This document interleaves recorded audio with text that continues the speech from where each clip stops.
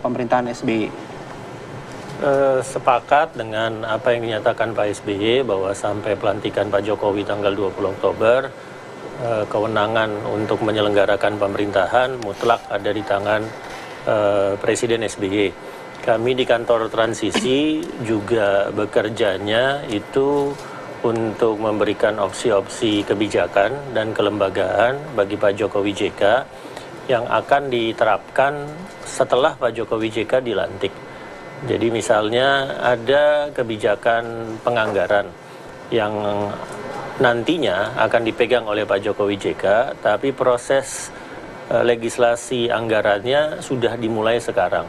Itu kami di kantor transisi sama sekali tidak terlibat dalam proses legislasi itu.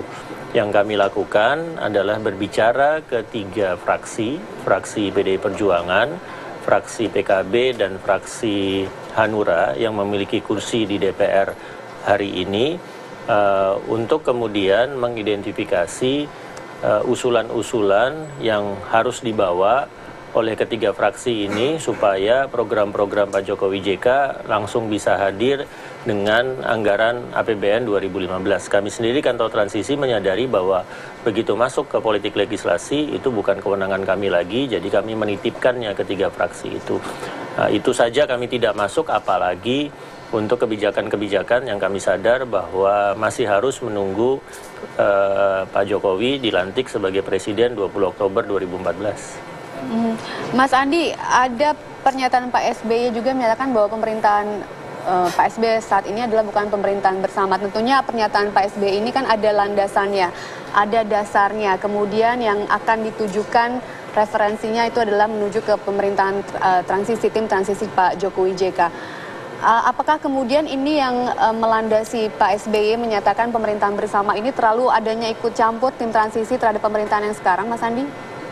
Setahu saya tidak ada kebijakan-kebijakan dari tim transisi yang waktu pelaksanaannya adalah sekarang, yang waktu pelaksanaannya adalah 20 Oktober, sebelum 20 Oktober. Semua opsi-opsi kebijakan yang kami susun di kantor transisi itu dibentuk untuk memperkuat kebijakan 100 hari Pak Jokowi JK dan juga kebijakan di tahun pertama. Lalu setelah itu kebijakan 2016-2019. Jadi tidak mungkin kami di kantor transisi punya motivasi dan juga punya otoritas untuk bersama-sama pemerintahan sekarang melaksanakan beberapa kebijakan. Itu tidak mungkin dilakukan. Mas Andi, ada surat edaran juga yang kemudian diperkuat yang dikeluarkan oleh Menteri Sekretaris Kabinet Pak Dippo Alam yang kemudian melarang kementerian menerima kedatangan tim transisi Jokowi JK jika belum berkoordinasi dengan kementerian koordinator terkait. Apakah ini artinya memang ada dari anggota tim transisi yang belum bisa dikendalikan di luar yang saat ini berada sehingga langsung menuju komunikasinya tanpa berkomunikasi terlebih dahulu? Di kantor transisi prosedurnya sangat jelas ya. Satu, bahwa yang terbuka ke publik, nama-nama yang terbuka ke publik itu hanya kepala staf dan para deputi.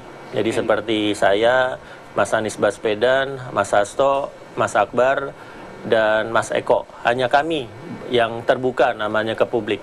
Pokja-pokjanya itu sudah menandatangani confidentiality agreement sehingga mereka tidak bisa muncul ke publik. Itu untuk mencegah agar praktek-praktek yang sekarang dikhawatirkan terjadi, ada yang nyelonong masuk ke kementerian atau lembaga, terwujud. Karena itu untuk ke kementerian-kementerian prosedurnya sangat ketat bahwa hanya bisa dilakukan kalau sudah bertemu dengan Menko dan Mensesnek sesuai dengan arahan Presiden SBY, dan itu sedang kami jajaki. Kami sudah menulis surat kepada Menko Perekonomian, Menko Polhukam untuk bertemu. Suratnya sudah diserahkan hari Senin dan hari Selasa. Kontak lewat telepon sudah terjadi. Saya kontak dengan Pak Joko Suyanto.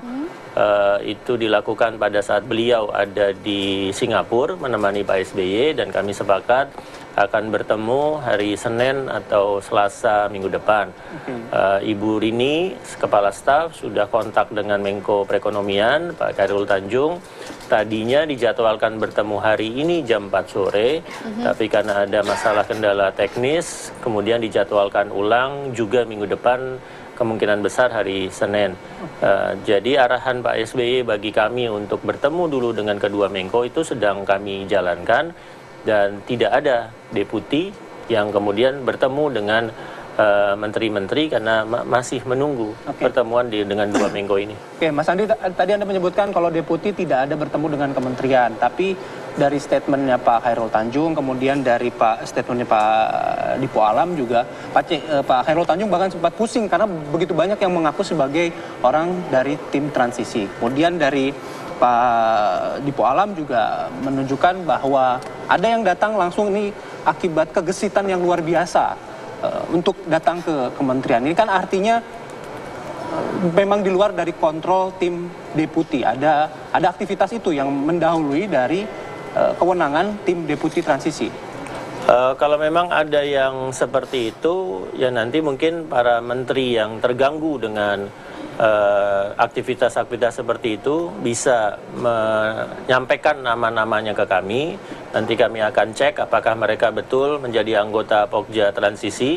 Kalau itu terjadi, itu melanggar kesepakatan dan mereka bisa langsung kami keluarkan dari Pokja tim transisi, karena kesepakatan Pokja tim transisi yang ditandatangani di atas kertas bermeterai adalah mereka bekerja tertutup hanya untuk deputinya, dan proses interaksi dengan kementerian lembaga harus melalui kantor transisi, dan kantor transisi surat berkop tanda tangan dan cap itu hanya dipegang oleh Kepala Staf Ibu Rini. Saya sendiri pun tidak bisa mencap surat dan menandatangan karena semuanya harus lewat Ibu Rini sebagai Kepala Staf. Dan saya yakin betul bahwa selama kami bekerja di kantor transisi, surat untuk menteri itu hanya ditandatangan oleh Kepala Staf hanya untuk Menko Polhukam dan Menko Perekonomian.